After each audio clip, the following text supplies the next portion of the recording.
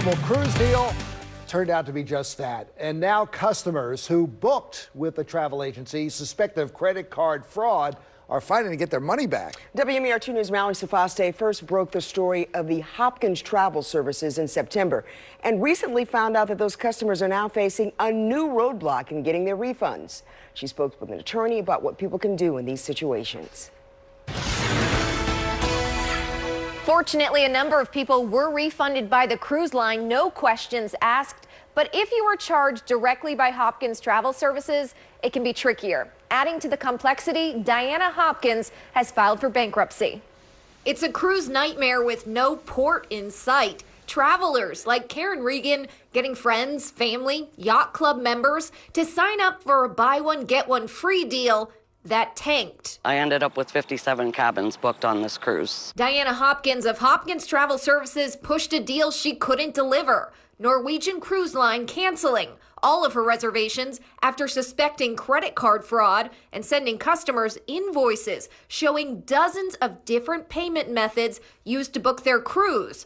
NCL issued some refunds to people charged directly by the cruise line. However, those charged by Hopkins are having to fight harder. So the money should flow through Norwegian Cruise Lines to Ms. Hopkins, to the consumer. Many have said that hasn't happened, and she's now underwater, filing for Chapter 13 bankruptcy on October 28th. Unfortunately, means getting money is going to be tough. Philip Chalker, a consumer protection attorney, says your best option is to file a dispute with your credit card company. If the dispute is unsuccessful, you have two options.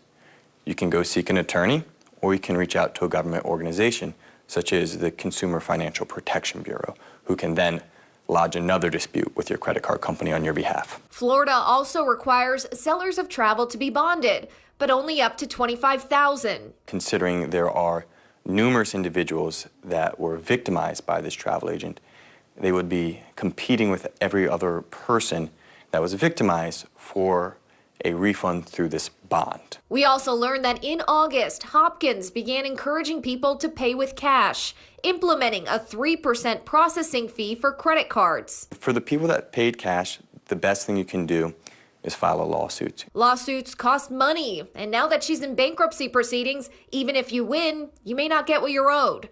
As far as the cruise line's liability in allowing this to happen, Chalker says by law they're probably okay. But it's a bad look. Norwegian Cruise Lines probably should have been aware of this much earlier than they were. Just shock, embarrassment. Sarah Klein, president of Time for Travel Limited, says Hopkins' actions may leave a mark on her industry. She doesn't want this to discourage others from working with reputable travel agents and warns anyone traveling to look for red flags. The airfare was included. So 2021, we don't really have any flights out yet to sell. So that kind of jumped out to me. Look to see if they're a corporation. Look and see if they're a member of ASTA or CLIA.